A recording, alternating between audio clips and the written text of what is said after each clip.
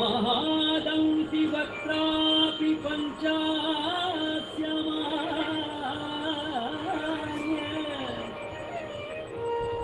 सदा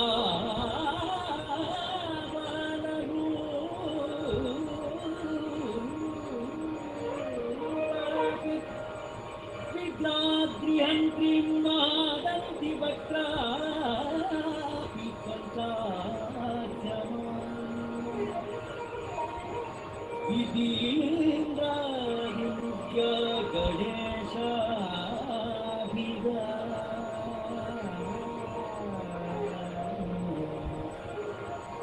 विधे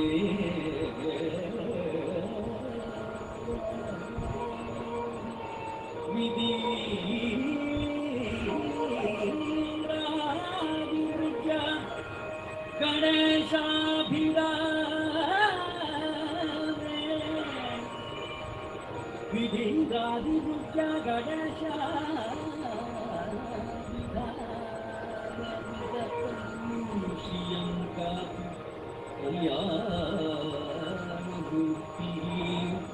హాయిగా శ్వాసను మాత్రమే గమనిస్తూ ఉన్నాం. శ్వాస మీద ధ్యాస, శ్వాసానుసంధానం. మన శ్వాస మన ధ్యాస ఏకంగా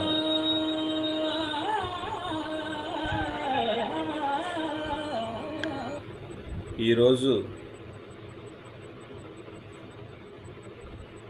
5వ రోజు, డే ఆఫ్ రిజిస్ట్రేషన్. మనం నిన్న పౌర్ణమి ధ్యానం చేసాం. దాదాపు 12 గంటల సమయం. కొంతమంది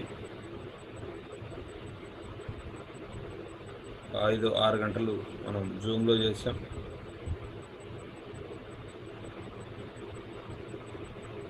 మౌనంగా ఉన్నాం. అనంతమైన శక్తిని గ్రహించాం. మనం ఆ గ్రహించిన శక్తిని మన యొక్క సూక్ష్మ భౌతిక భావ శరీరాల్లోకి నింపుకోవాలి. ఈ రోజున మనం చేయాల్సిన పని, అది నిండుతుంది, రిజిస్టర్ అవుతాయి. అంటే మన యొక్క నిమ్నస్థాయి శరీరాల్లోకి ఆ శక్తి వెళ్ళడాన్ని మనం గమనిస్తూ ఉంటాం. ఈరోజు ఆ భౌతిక శరీరంలోనూ మానసిక శరీరంలోనూ భావమయ శరీరాల్లో ఆ శక్తి నింపుకోవడం అనేది నిండుకోవడం అనేది మనం చూస్తుంటాం, గమనిస్తుంటాం. ఈరోజు చేయవలసిన పని, మన శరీరాల్లోకి ఆ శక్తి నిండుతున్నప్పుడు మనం కాస్త ఒళ్ళు బద్ధకంగా అనిపిస్తుంది. ఆ శక్తిని తట్టుకోవడం కొంచెం కష్టంగా అనిపిస్తుంది.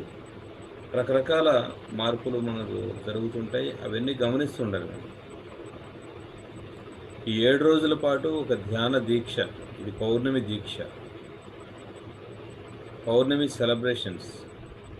హాయిగా శ్వాసను గమనిస్తున్నాం. శ్వాస మీద ధ్యాస.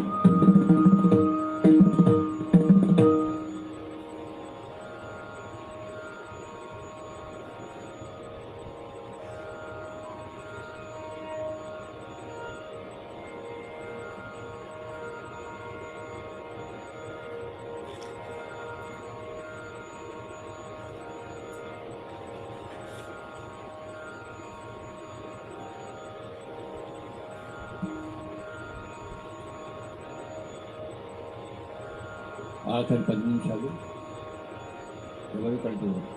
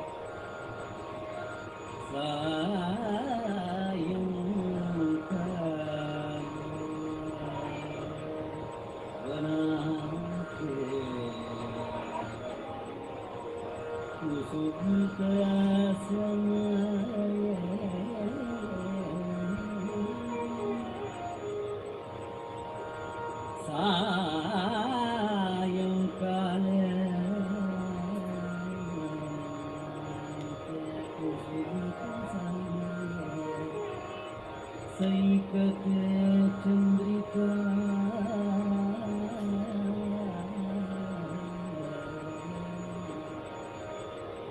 सैकते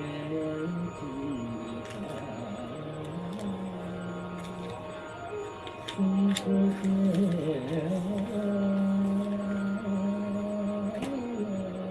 चंद्रिका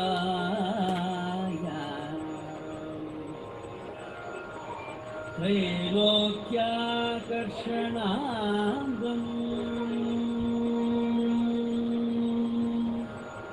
त्रैलोक्याकर्षणाङ्गम्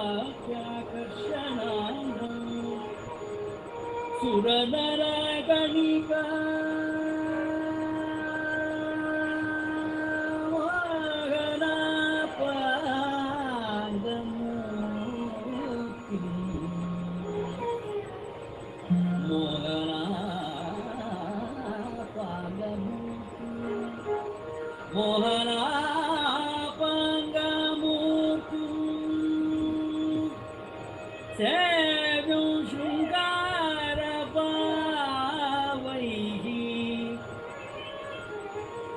ಸೇವ್ಯಂ ಶೃಂಗಾರ ಭಾವೈಹಿ ನವರಸ ಭರಿತ. హాయిగా శ్వాసను గమనిస్తూ ఉన్నాం. శ్వాస మీద ధ్యాస, శ్వాసానుసంధానం.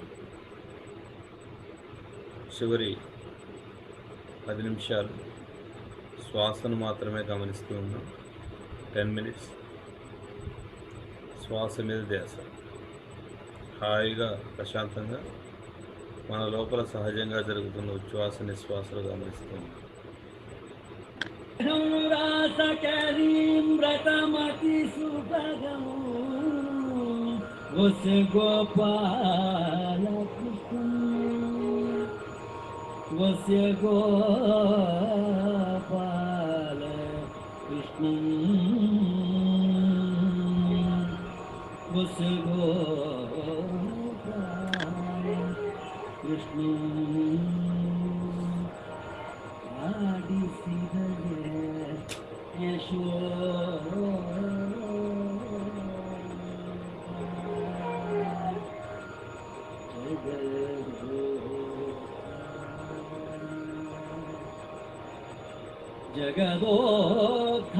ಜಗದೋದ್ಧಾರಣ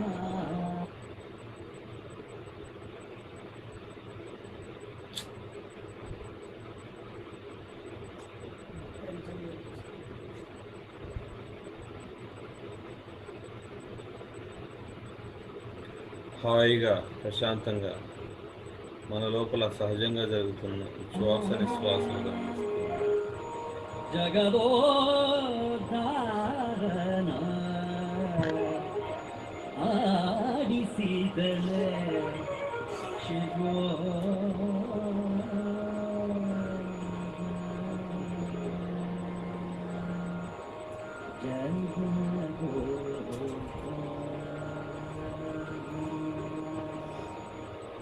ಆಡಿಸಿದಳೆ ಯಶೋ ಜಗದೋ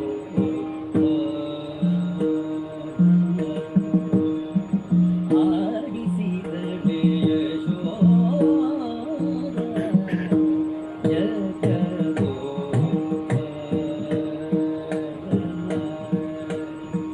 ಆಡಿಸಿದಳೆ ಯಶೋ ಜಗದೋ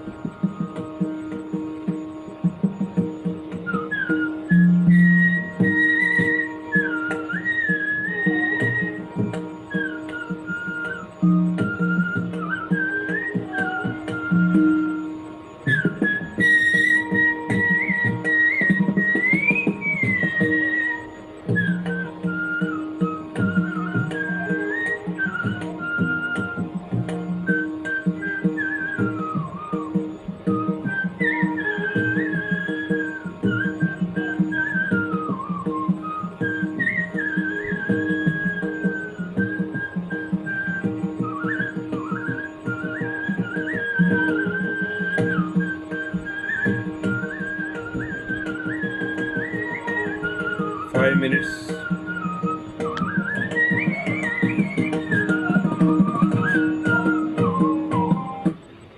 చివరి 5 నిమిషాలు శ్వాసను గమనిస్తూ ఉన్నాం. శ్వాస మీద ధ్యాస, శ్వాసానుసంధానం.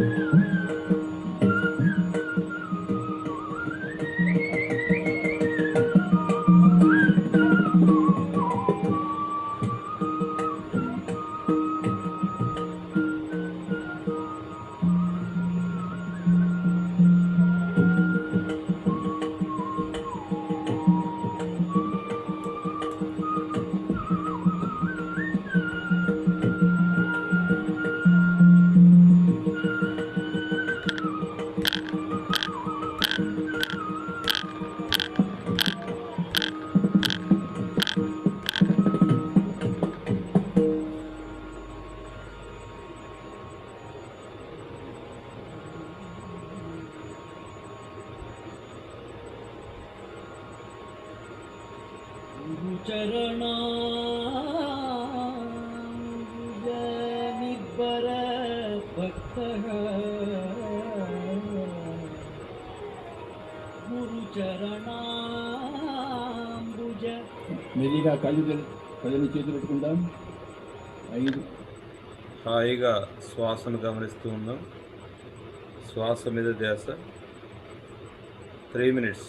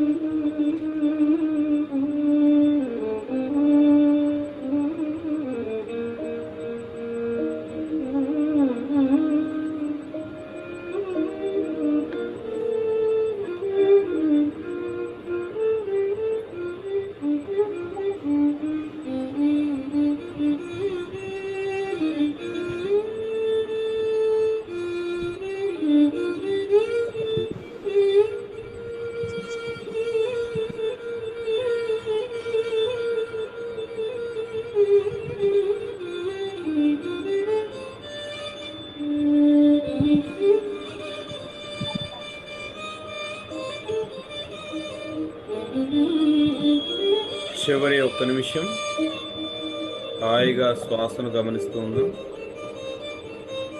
శ్వాస మీద ధ్యాస.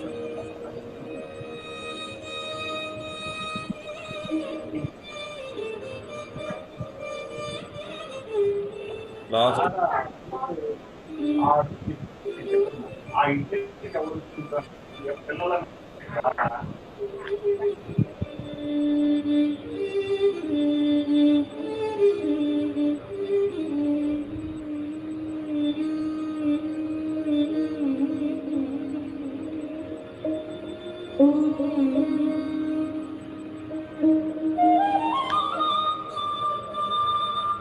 seconds.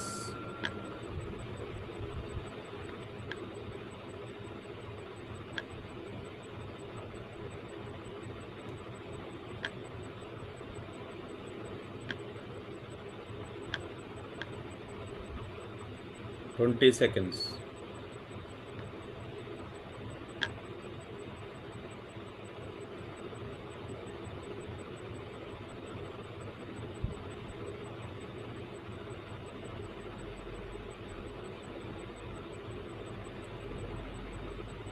Ten seconds. 5, 4, 3, 2, 1, 0. నెమ్మదిగా రెండు చేతులు కళ్ళ మీద పెట్టుకున్నాం. 5 seconds. 5, 4, 3, 2, 1, 0. నెమ్మదిగా చేతులు తీసి నెమ్మదిగా కళ్ళు తెరుద్దాం. గట్టిగా క్లాప్స్ కొడదాం.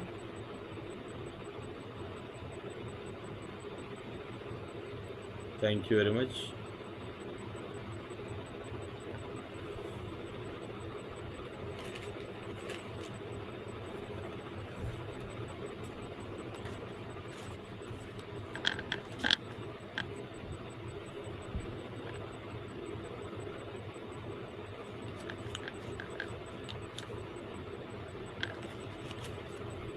అందరికీ నమస్కారం.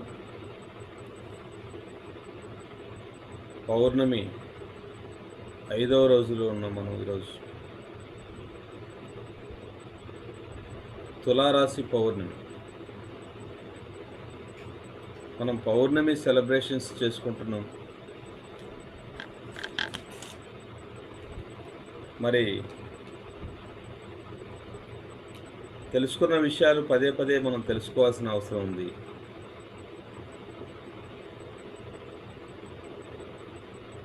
అర్థం చేసుకోవాల్సిన విషయం ఉంది. అవగాహన చేసుకోవాల్సిన విషయం ఉంది. ఈరోజు 5వ రోజు డే ఆఫ్ రిజిస్ట్రేషన్.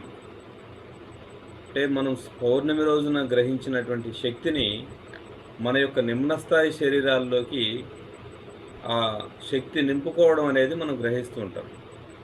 అంటే దాని అంతటా జరిగే ప్రక్రియ, కానీ మనం గమనిస్తూ ఉండాలి ఏం జరుగుతుంది అనేది. ఆ శక్తి అనేది జ్ఞానంతో కూడి ఉంది.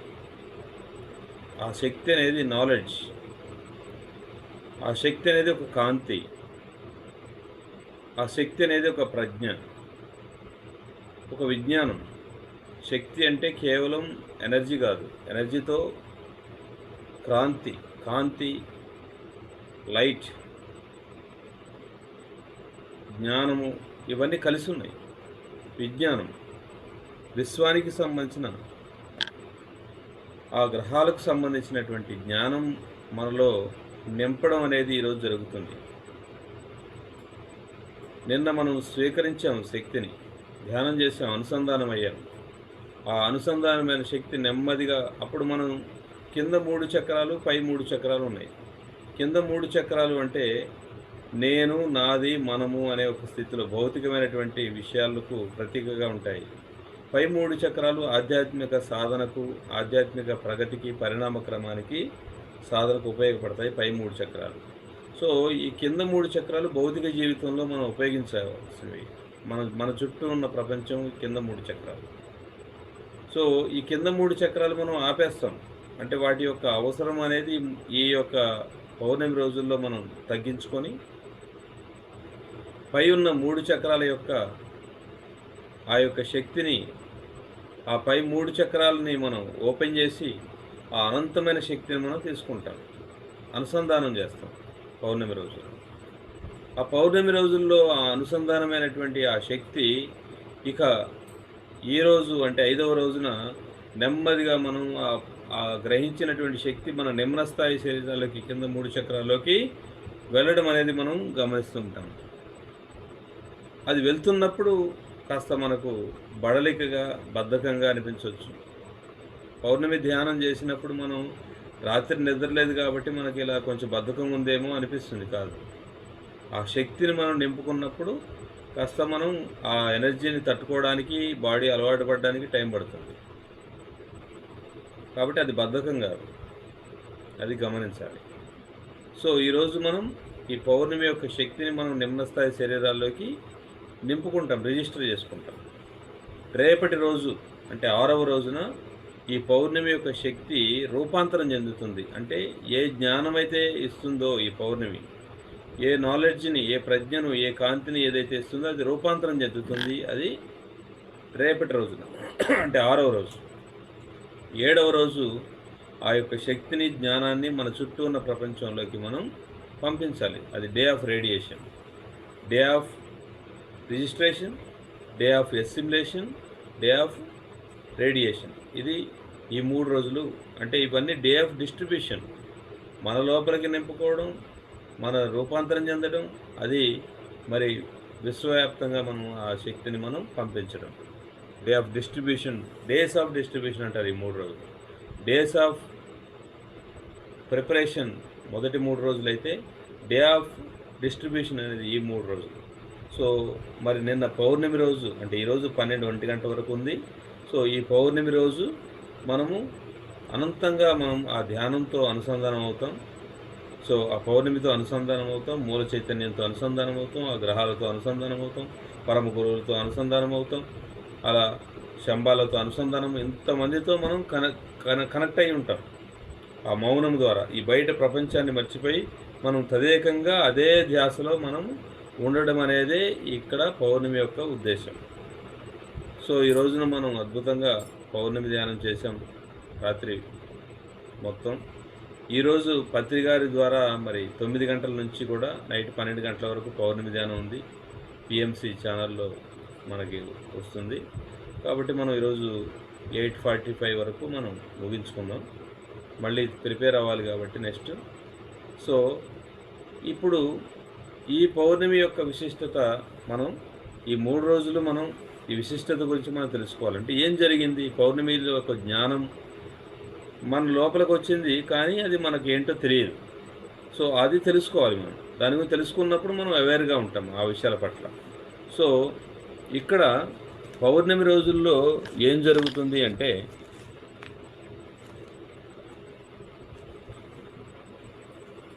ఆ పౌర్ణమి రకరకాల, అంటే ప్రతి నెల 12 రాసులలో ప్రతి నెల వచ్చే పౌర్ణమి ఒక్కొక్క రాశి అనేది మరి ఆ రాశికి సంబంధించినటువంటి ఆ రాశి గుండా ఈ సూర్యుడి యొక్క ఈ సూర్యుడి యొక్క శక్తి ఈ రాశులు, అంటే ఏవైతే ఆ గ్రహాలు ఉన్నాయో ఆ గ్రహాల ద్వారా ఈ సూర్యుడి యొక్క శక్తి ప్రసరణ జరిగి భూమి మీదకి వస్తుంది. ఆ భూమి మీదకి రావడం ద్వారా సో అది ఆ సూర్యునిలోని అంతర్యామి అనేవాడు ఈ రాశులలో ఏదో ఒక రాశి యొక్క మహాప్రాణంతో అనుసంధానం జరిగి ఆ యొక్క శక్తి భూమి మీదకి ప్రసరించడం అనేది మనం గమనిస్తూ ఉంటాం. ఈ రాశి చక్రం అనేది ఒక గడియారం అనుకుంటే, అంటే 12 రాసులు ఉన్నాయి. ఈ 12 రాసులు 12 సపోజ్ ఒక గడియారం లాగా 12 ముళ్ళు ఉన్నాయి అనుకోండి. ఆ 12 ముళ్ళ స్థానంలో ఒక్కొక్క రాశి ఉంది అనుకుందాం. ఆ సూర్యుడి యొక్క శక్తి ఆ రాశి గుండా భూమి మీదకి, సెంటర్ పాయింట్ భూమి అనుకుందాం, అలా వస్తుంది. సో ఆ వస్తూ ఉన్నప్పుడు అది ఒక ముళ్ళు అనుకుంటే, సూర్యుడు ఒక ముళ్ళు ప్రతి నెల ఒక్కొక్క రాశి నుంచి మరొక రాశికి ఎలా ప్రయాణం చేస్తుందో ఆ సూర్యుడి యొక్క శక్తి అనేది ఒక్కొక్క రాశి గుండా భూమి మీదకి ప్రయాణం చేస్తుంది. అలా ఈ యొక్క సూర్యమండలం మొత్తం కూడా ఇంకొక సూర్యుడి చుట్టూ తిరుగుతుంది. మొత్తం ఈ సూర్యుడు అంటే భూమి తన చుట్టూ తాను తిరుగుతూ సూర్యుడి చుట్టూ తిరుగుతుంది. అదేవిధంగా ఈ గ్రహాలన్నీ తిరుగుతున్నాయి. ఆ గ్రహాలు తిరిగే టైంలో ఒక కక్షలాగా ఏర్పడినప్పుడు ఒక్కొక్క రూపంగా వస్తుంది. ఆ రూపం అనేది ఒక రాశి అనుకుంటే, అలాంటి రాశి ద్వారా మనకు ఈ శక్తి 12 నెలల్లో 12 రకాలుగా ప్రయాణం చేయడం, ఈ మొత్తం మళ్ళీ ఇంకొక సూర్యుడి చుట్టూ తిరుగుతుంది. దానికి 2500 సంవత్సరాలు పడుతుంది. మళ్ళీ ఆ సెంట్రల్ సన్ను ప్లస్ ఈ సూర్యమండలం ఇదంతా కూడా ఇంకొక సూర్యుడి చుట్టూ తిరుగుతుంది. దానికి 25,000 సంవత్సరాలు పడుతుంది. అలా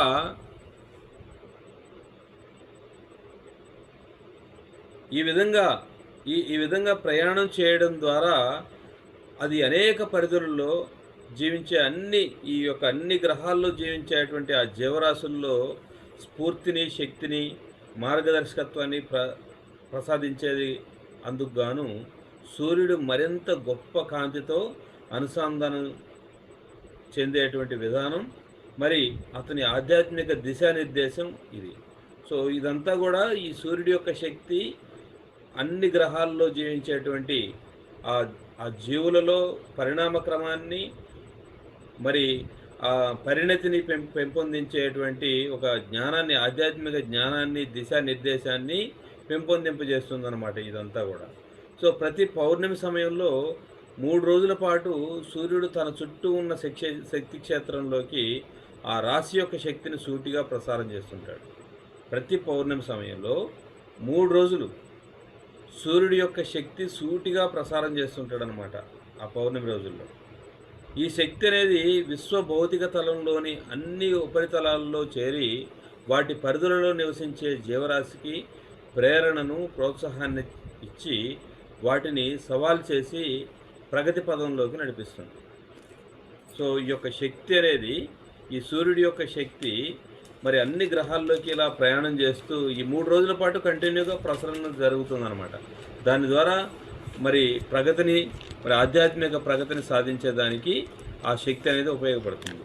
ప్రతి పౌర్ణమికి వివిధ రకాల శక్తులు సమ్మేళనాలు భూమిపై వర్షిస్తాయి.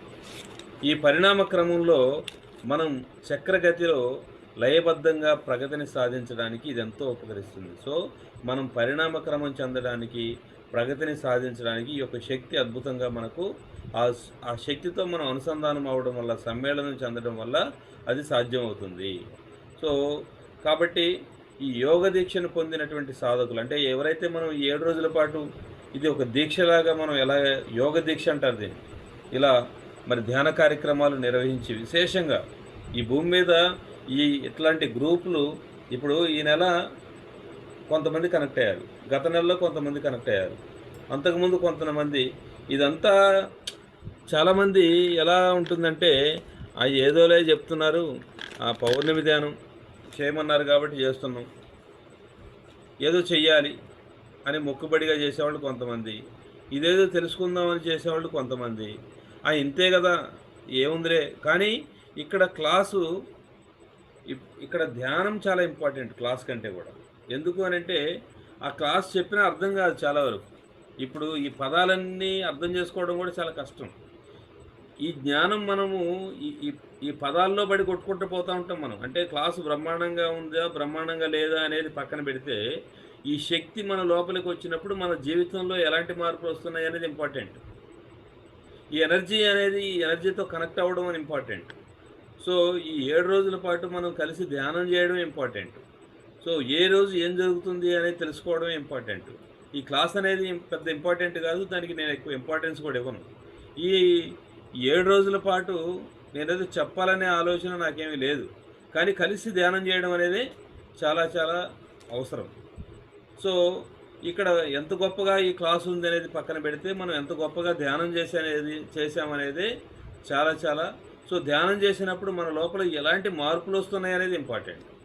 కాబట్టి ఇది ఒక రోజులో జరిగే మార్పు కాదు, ఇది 12 నెలల పాటు జరిగేటువంటి మార్పు. 12 నెలల్లో వచ్చే రాసులతో మనం అనుసంధానం కావాలి. అప్పుడు మనం పరిపూర్ణంగా ఒక చక్రం కంప్లీట్ అవుతుంది. ఆ చక్రాన్ని మనం కంప్లీట్ చేసుకుంటే ఒక స్టేజ్లో అది సరిపోతుంది. అలాంటి ఎన్నో స్టేజ్లు దాటాలి మనం. ఒకరోజు ధ్యానం చేసి మనం ఒక నిర్ణయం తీసుకొని మనం అంతా కాటా వేస్తుంటాం. ఈ మాస్టర్ ఇలా చెప్పాడు, ఈ మాస్టర్ ఇలా చెప్పాడు, ఈయన బాగుంది, ఈయన బాగలేదు, ఇది కాదు. ప్రతి సబ్జెక్టు అవసరమే మనకి. ఆ ప్రతి సబ్జెక్ట్లో మనకి ఏది కనెక్ట్ అవుతుందో దానికి కనెక్ట్ అవ్వాలి. సో మనము ఒక రోజుతో ఒక క్లాస్ వినో లేకపోతే 2 రోజులు విని ఇది ఇంతే అని మనం నిర్ణయం తీసుకోకూడదు. ఎందుకంటే నేను చాలామందిని చూస్తున్నా, ఈ నెల వచ్చిన వాళ్ళు వచ్చే నెల రావట్లేదు, వచ్చే నెల వచ్చేవాళ్ళు మళ్ళీ వచ్చే నెల. దానివల్ల ఏం జరుగుతుందంటే మన కంటిన్యూటీ అనేది లేకపోవడం వల్ల మన ఎదుగుదల కూడా అలాగే ఉంటుంది. కాబట్టి మనము కలిసి ధ్యానం చేయడమే చాలా చాలా ఇంపార్టెంట్. సో ఒక సామూహిక ధ్యానం అనేది, దాని ద్వారా మనకు వచ్చే జ్ఞానం అనేది ఇంపార్టెంట్. అది ఏం జరుగుతుంది అనేది తెలుసుకోవడం ఇంపార్టెంట్. మనకు పుస్తకం చదవాలి బాగా. పౌర్ణమి ధ్యానం అనే పుస్తకం మనం నిరంతరం చదువుతూ ఉంటే మనకే ఎన్నో విషయాలు మనం అర్థమవుతూ ఉంటాయి. దానికి గ్రూప్ అనేది చాలా అవసరం. ఆ గ్రూప్ మెడిటేషన్ వల్ల మనకు వచ్చే నష్టాల నుంచి మనం తప్పించుకోగలుగుతాం. కాబట్టి మనం అది అర్థం చేసుకోవాలి. సో ఆ గ్రూప్ అనేది చాలా చాలా మనం మెయింటైన్ చేయాలి పర్ఫెక్ట్గా.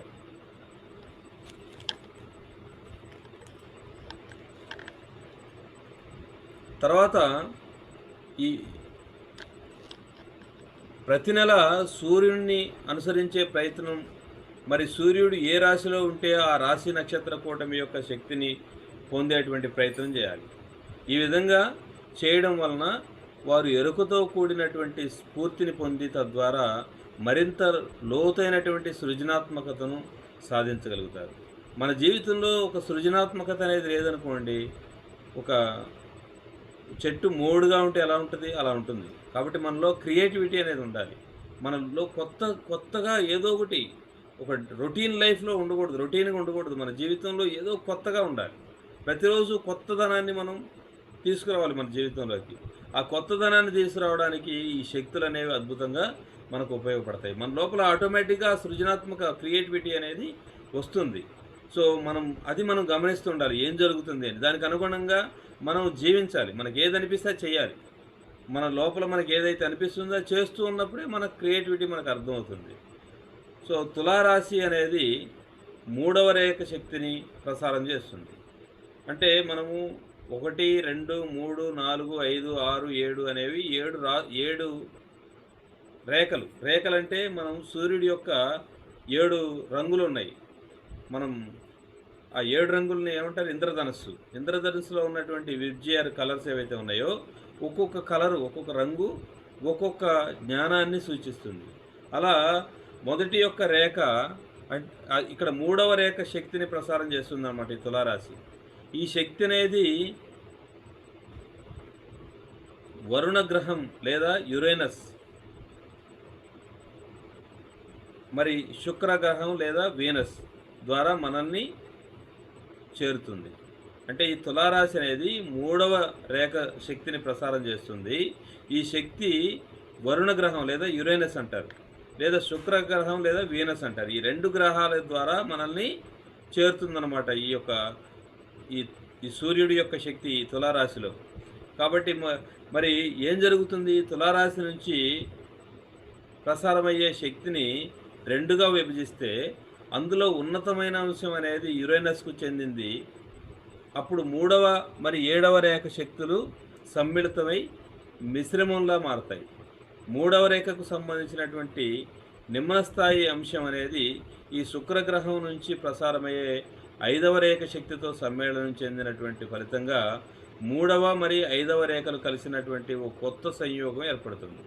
ఈ 3వ మరి 7వ రేఖల సంయోగం అనేది పదార్థాన్ని, శక్తిని విజ్ఞతతో ఉపయోగించి భూమిపై దివ్య ప్రణాళికను ముందుకు నడిపించేటువంటి అద్భుతమైనటువంటి అవకాశాన్ని మానవాళికి అందిస్తుంది. సో ఏం జరుగుతుంది అంటే ఇలా ఒక్కొక్క రేఖ ఒక్కొక్కతో సమ్మేళనం చెంది దాని ద్వారా మనకు ఆ ఎనర్జీస్ భూమి మీద రావడం వల్ల ఏం జరుగుతుంది ఫైనల్గా అంటే పదార్థం, మనం పదార్థంగా ఉన్నాం.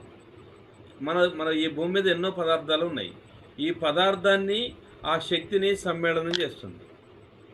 ఆ పదార్థాన్ని, శక్తిని సమ్మేళనం చేయడం ద్వారా ఆ శక్తిని విజ్ఞతతో, అంటే ఎలా ఉపయోగించాలి, ఆ పదార్థాన్ని మనం ఎలా ఉపయోగించాలి, ఈ భూమిపై దివ్య ప్రణాళికను ముందుకు ఎలా తీసుకెళ్ళాలి అనేది మనకు ఈ మానవాళికి అందిస్తుంది అన్నమాట. ఈ పదార్థాన్ని, అంటే ప్రతి పదార్థాన్ని మనం ఎలా ఉపయోగించుకోవాలి అనే జ్ఞానం, ఆ శక్తితో ఆ విజ్ఞతతో మనం ఎలా ఉపయోగించుకోవాలి, ఏది ఎలా ఉపయోగించుకోవాలి అనేది. అంటే ఇప్పుడు ఈ భూమి మీద ఎన్నో ఉన్నాయి పదార్థాలు, మనకు తెలియనివి ఎన్నో ఉన్నాయి. వాటన్నిటినీ ఈ శక్తిని ఉపయోగించి మనం ఎలా తెలుసుకొని దాన్ని ఉపయోగించుకోవాలి అనేది మనకు అర్థమవుతుంది ఈ యొక్క శక్తి ద్వారా. ఈ దివ్య ప్రణాళికలో భాగంగా మనం ఎలా జీవించాలి అనేది కూడా మనకు అర్థమవుతుంది.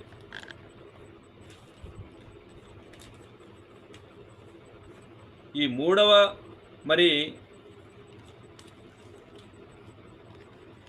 5వ రేఖలు సంయోగం అనేది నిమ్న మరియు ఉన్నత స్థాయి మనస్సుల మధ్య స్థూలవాదానికి భావాతీత స్థితికి మధ్య గల అంతరాన్ని పూరించి విద్యారంగంలో విప్లవాత్మకమైనటువంటి మార్పులు తీసుకురాగలిగేటువంటి మరో మహత్తరమైన అవకాశాన్ని మానవాళికి అందిస్తుంది. అంటే ఇందాక మనం చెప్పినట్టు ఒక పదార్థాన్ని, శక్తిని సమ్మేళనం చేసి దాన్ని దివ్య ప్రణాళికకి ఎలా ఉపయోగించాలి అనే జ్ఞానాన్ని మనకు అందిస్తుంది ఈ యొక్క పౌర్ణమి. అంటే సైన్స్, విజ్ఞానం అనేది అభివృద్ధి చెందుతుంది. సైంటిఫిక్గా మనం ఈ భూమి మీద ఎలా సైన్స్ని అభివృద్ధి చేయాలి అనేది మనకు అర్థమవుతుంది. స్థూలవాదానికి, సూక్ష్మవాదానికి, అంటే ఈ స్థూలము, భావము, సూక్ష్మము ఈ మూడిటి యొక్క సమ్మేళనం ఆ మధ్య గలటువంటి అంతరాన్ని భర్తీ చేస్తుంది. అంటే ఆత్మజ్ఞానం అనేది, ఆత్మవిద్య అనేది, ఈ కంటికి కనిపించని ప్రపంచం అనేది ఇది సూక్ష్మం. స్థూలం అంటే భౌతికంగా కనిపించేది.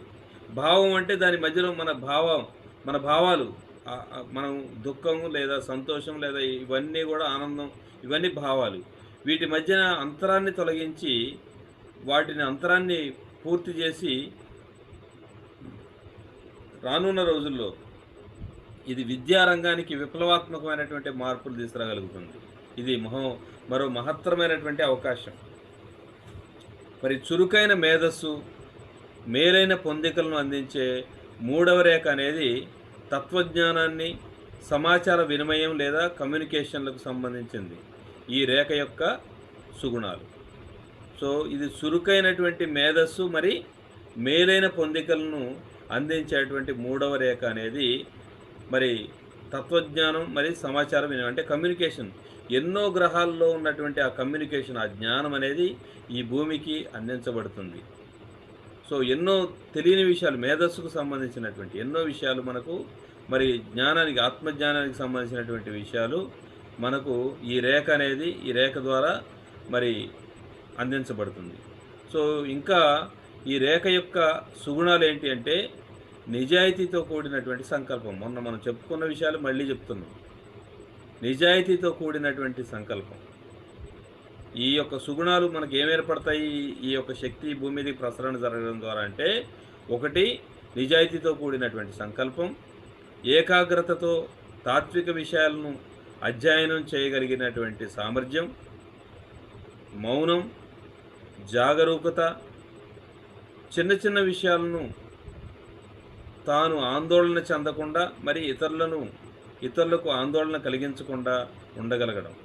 సో ఈ యొక్క రేఖ ద్వారా, ఈ యొక్క శక్తి ద్వారా ఈ భూమి మీద ప్రసరణం జరగడం ద్వారా వచ్చేటువంటి సుగుణాలు. మరి ఈ రేఖలో కొన్ని అవగుణాలు కూడా ఉన్నాయి. దాని నుంచి మనం జాగ్రత్త తీసుకోవాలి. మంచి చెడు రెండు మిశ్రమ ఫలితాలు ఎప్పుడూ ఉంటాయి ప్రతి దానిలోనూ. దాని నుంచి వచ్చే అవగుణాలని మనం దూరం చేసుకోవాలి, దాని నుంచి అవేర్గా ఉండాలి. సద్గుణాలని, సుగుణాలని మనం తీసుకోవాలి. మరి అవగుణాలు ఏంటి అంటే, ఈ రేఖలోగా ఉన్న అవగుణాలు తన మేధస్సుపై గర్వం. సో నాకే మేధస్సు ఉంది అనే గర్వం వచ్చే అవకాశం ఉంది. జడత్వం, తర్వాత ఒంటి కట్టెలా ఉండడం. జడత్వం అంటే తెలుసు కదా, మనం ముడుచుకొని పోవడం ఏ విషయం పట్లైనా. లేదా ఒంటిమల కాకి అంటారు, ఒకళ్ళుగా సింగిల్గా ఉండిపోవడం, ఎవరితో కలవకపోవడం, ఏ విషయాన్నైనా సవివరంగా చెప్పలేకపోవడం అంటే తడబడ్డం, అంటే కన్ఫ్యూజన్ స్టేట్. ఎవరికి ఏది చెప్పేదానికి అంటే సరిగ్గా చెప్పడం రాదు. ఒక పూర్తి అవగాహన లేనప్పుడు మనం సరిగ్గా చెప్పలేము ఏ విషయాన్ని. అలాంటి ఒక స్థితి.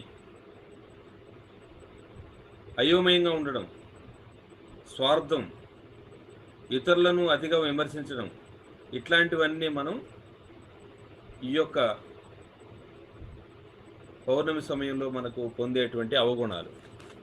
కాబట్టి సద్గుణాలను మనం ఉపయోగించుకోవడం, తెలుసుకోవడం, అవగుణాల నుంచి మనం అవేర్గా ఉండడం కూడా చాలా చాలా ఇంపార్టెంట్. సో పెంపొందించుకోవాల్సినవి, ఈ యొక్క శక్తిని ద్వారా మనం పెంపొందించుకోవాల్సినటువంటి గుణాలు ఏంటి అంటే, సానుభూతి. అంటే మనం ప్రాక్టీస్ చేయాలి. ఏది ఊరికనే రాదు, దానంతటా అది. మనం ఈ శక్తి ద్వారా మనం కొన్ని గుణాలని మనం పెంపొందించుకోవాలి. ఏంటవి? సానుభూతి, సంయమనం,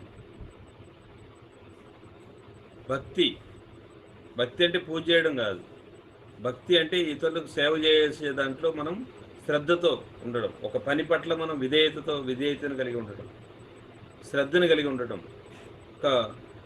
దాన్ని ఖచ్చితంగా మనం అంటే ఆ పని చేయడానికి మనం భక్తి అంటే ఇక మనసా వాచ కర్మణ మనం మమేకమై ఉండడం దాంతోనే. భక్తి అంటే స్వస్వరూపానుసంధానమే భక్తి అని శంకరాచార్య వారు చెప్పారు. అంటే మనం కంప్లీట్గా దాని పట్ల ఒక శ్రద్ధని కలిగి ఉండడం, ఖచ్చితంగా ఉండడం, శక్తిని సంపాదించడం, కామన్ సెన్స్, ఇంగిత జ్ఞానాన్ని కలిగి ఉండడం, ఇవన్నీ కూడా మనం పెంపొందించుకోవాల్సినవి. ఈ సూర్యుడు తులారాశిలో ప్రవేశించినప్పుడు ఈ రాశిలో పుట్టిన వారు మాత్రమే కాకుండా సశాస్త్రీయంగా తమను తాము అభివృద్ధి చేసుకోవాలి అనుకునేవారు చేయాల్సినటువంటి పనులు, ఈ రాశిలో పుట్టిన వాళ్ళు తర్వాత నేను ఈ రాశి యొక్క శక్తి ద్వారా నేను ఎలా దీన్ని డెవలప్ చేసుకోవాలి, శాస్త్రీయంగా మనల్ని మనం ఎలా అభివృద్ధి చేసుకోవాలి అని ఎవరైతే అనుకుంటారో వాళ్ళు చేయాల్సిన పనులు ఏంటి అంటే తాము పెంపొందించుకోవాల్సినటువంటి గుణాలను గురించి ఆలోచించడం. మనం ఏవైతే పెంపొందించుకోవాలనుకుంటున్నామో వాటిని గురించి మనం పదే పదే ఆలోచించాలి. మన లోపల దుర్గుణాలు చెలరేగకుండా నిరంతరం జాగ్రత్తగా మసులుకోవడం. గుర్తుంచుకోవాల్సినటువంటి మరో అంశం ఏంటంటే 3వ రేఖ అనేది భూమికి వ్యక్తిత్వపు రేఖ. ఇది తులారాశికి శక్తి మరింత బలాన్ని సమకూర్చి మన గ్రహం మీద జీవులను చాలా మేరకు ప్రభావితం చేస్తుంది. ఈ తులారాశి అనేది వ్యక్తిత్వపు రేఖ, అంటే పర్సనాలిటీ డెవలప్మెంట్ అనేది పెంపొందించుకునేటువంటి రేఖ. ఈ యొక్క శక్తి ద్వారా మనం పర్సనాలిటీ డెవలప్మెంట్ క్లాసులకు వెళ్తాం. పర్సనాలిటీ డెవలప్మెంట్ అనేది కేవలం బయట ప్రపంచంలో ఎలా ఉండాలని యాక్టింగ్ నేర్చుకోవడం అన్నమాట. దాని ద్వారా వ్యక్తిత్వం రాదు.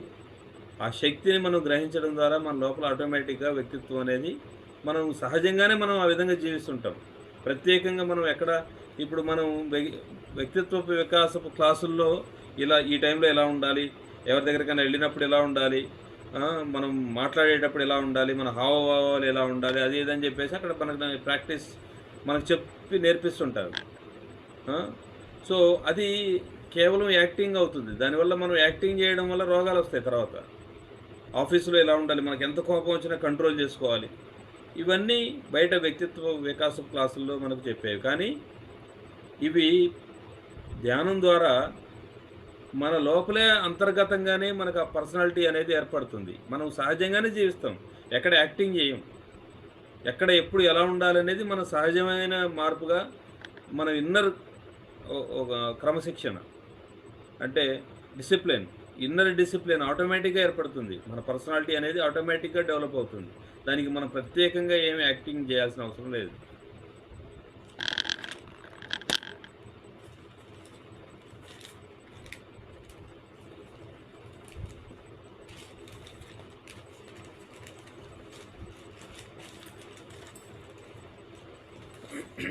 తర్వాత ఈ రాశి యొక్క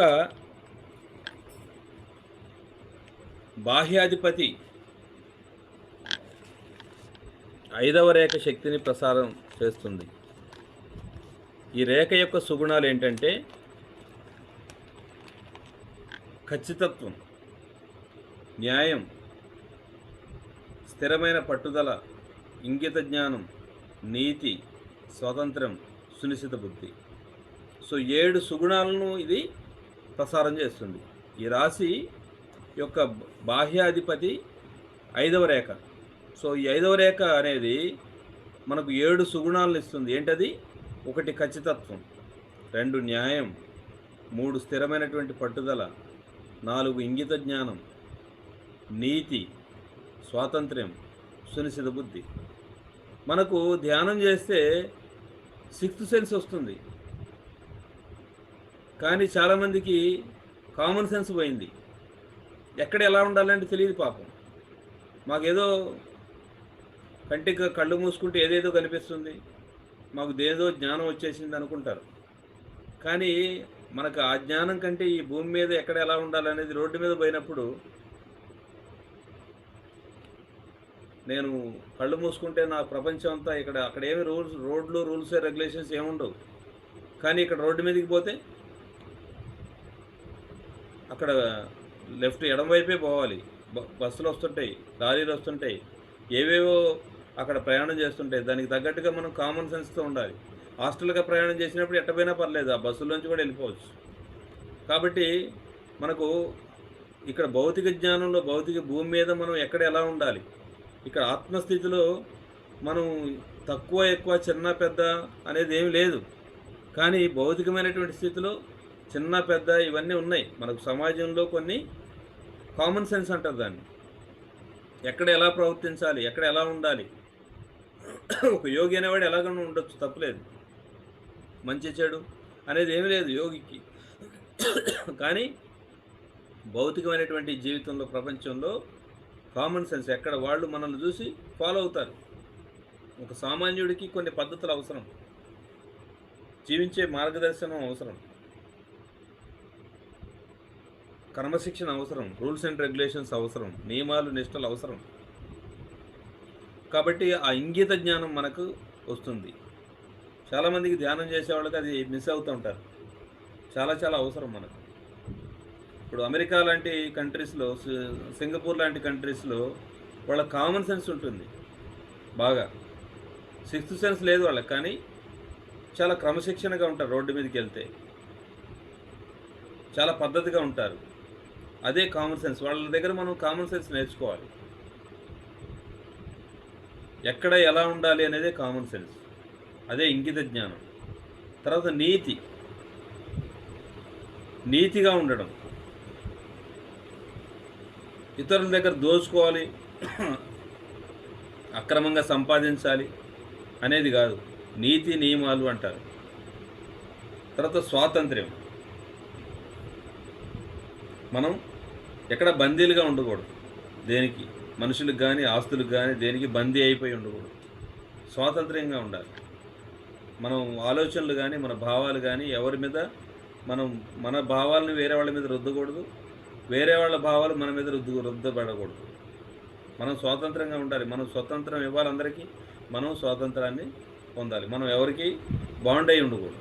బాండింగ్ అనేది ఉండదు, బంధం ఉండకూడదు, ప్రేమ ఉండాలి. వ్యక్తిగతంగా స్వాతంత్రం అనేది ఎవరి పట్ల ఎవరికి బంధం అనేది అటాచ్మెంట్ ఇట్లే ఉండాలి, నువ్వు ఇదే చేయాలి, నువ్వు ఇలాగే ఉండాలి అనేది రాంగ్. ఎవరి ఇష్టం వచ్చినట్టు వాళ్ళు ఉండొచ్చు, ఎవరి స్వేచ్ఛ వాళ్ళకి. ఆ స్వేచ్ఛ స్వాతంత్రం అనేది ప్రతి వాళ్ళకి మనం ఇవ్వాలి, మనం తీసుకోవాలి. సునిశ్చితమైనటువంటి బుద్ధి, సూక్ష్మమైనటువంటి బుద్ధి అన్నమాట. అలాంటి గుణాలను మనం పొందుతాం. కొన్ని అవగుణాలు ఉన్నాయి దీని ద్వారా.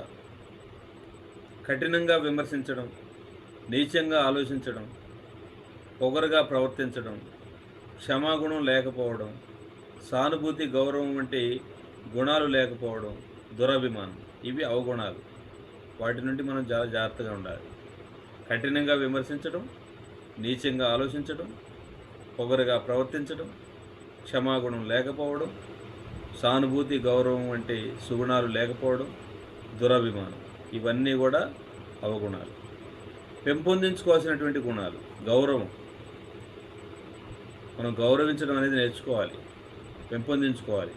సానుభూతి, ఇతరుల పట్ల మనం సానుభూతిని కలిగి ఉండాలి, భక్తిని కలిగి ఉండాలి, ప్రేమను కలిగి ఉండాలి, విశాలమైన మనస్సుని కలిగి ఉండాలి. ఇవన్నీ కూడా మనం పెంపొందించుకోవాల్సిన గుణాలు.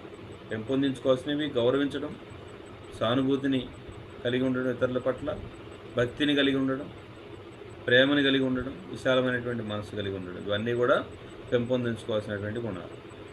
మరి విశాలమైనటువంటి మనసు కలిగి ఉండడం అనేది, సో విజ్ఞానాన్ని అధ్యయనం చేసేటువంటి విద్యార్థి వీనస్ నుంచి శక్తిని పొందాలంటే 3వ జాబితాలోని గుణాలనే భావబీజాలుగా లేదా సీడ్ థాట్స్గా పెట్టుకొని ధ్యానించవాలి. కాబట్టి ఇవన్నిటిని మనము సీడ్ థాట్స్, విత్తనాలుగా వేసుకోవాలి. వీటన్నిటిని వేసుకొని మనం థాట్ పెట్టి ధ్యానం చేయాలి. ఇవన్నీ మనం పెంపొందించుకోవాలి.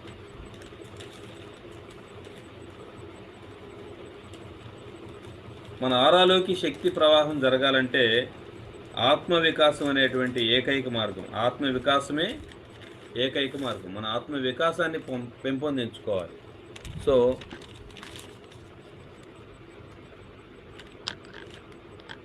ఈ రాశికి గుప్తాధిపతి యురేనస్. ఈ యురేనస్ అనేది ప్రసారం చేసే 7వ రేఖ యొక్క సుగుణాలు ఎలా ఉంటాయి? శక్తి, స్థిరమైనటువంటి పట్టుదల, శౌర్యం, మర్యాద, సవివరంగా అన్ని విషయాలను తెలుసుకోవడం పట్ల జాగ్రత్త, ఆత్మనిర్భరత్వం అంటే తనపై తాను ఆధారపడడం అన్నమాట. 6 శక్తుల్ని ఆరు సుగుణాలను ఇది ప్రసారం చేస్తుంది. ఈ యురేనస్ అనే ఒక గ్రహం 7వ రేఖ యొక్క సుగుణాలు అన్నమాట. ఈ యురేనస్ అనే ప్రసారం చేసేటువంటి 7వ రేఖ యొక్క సుగుణాలు ఏంటవి? 1 శక్తి, 2 స్థిరమైన పట్టుదల, 3 శౌర్యము, 4 మర్యాద, 5 సవివరంగా అన్ని విషయాలను తెలుసుకోవడం పట్ల జాగ్రత్త, 6 ఆత్మనిర్భరత్వం అంటే తనపై తాను ఆధారపడడం. ఇవి మరి సుగుణాలు. మరి అవగుణాలు ఏంటి? ప్రతిదీ పద్ధతి ప్రకారం నడవాలనే అతి పట్టుదల, స్వపక్షంపై దురభిమానం. అంటే దుర్యోధనుడికి ఎలాగైతే తన పక్షం పైన దురభిమానం ఉంటుందో అలాంటిది. మన వాళ్ళంటే ఎక్కువ అభిమానం, అంటే చెడ్డవాళ్ల పైన కూడా అభిమానాన్ని కలిగి ఉండడమే దురభిమానం అంటారు. అహంకారం,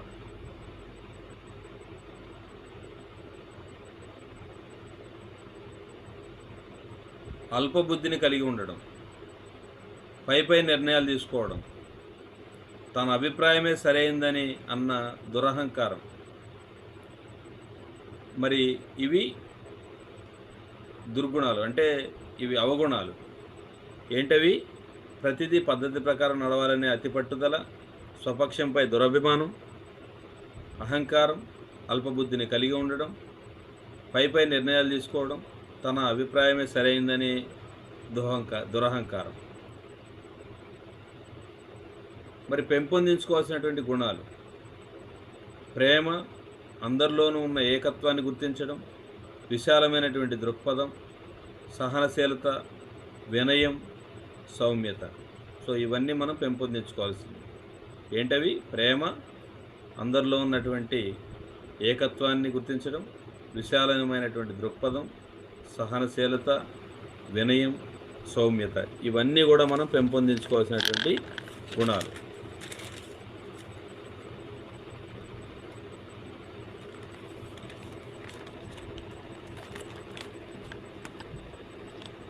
ఈ 3వ, 5వ, 7వ రేఖల్లో పెంపొందించుకోవాల్సినటువంటి గుణాల గురించి ధ్యానించినట్లయితే మనం 3 రకాల ఇచ్ఛాశక్తులను పెంపొందించుకోవచ్చు.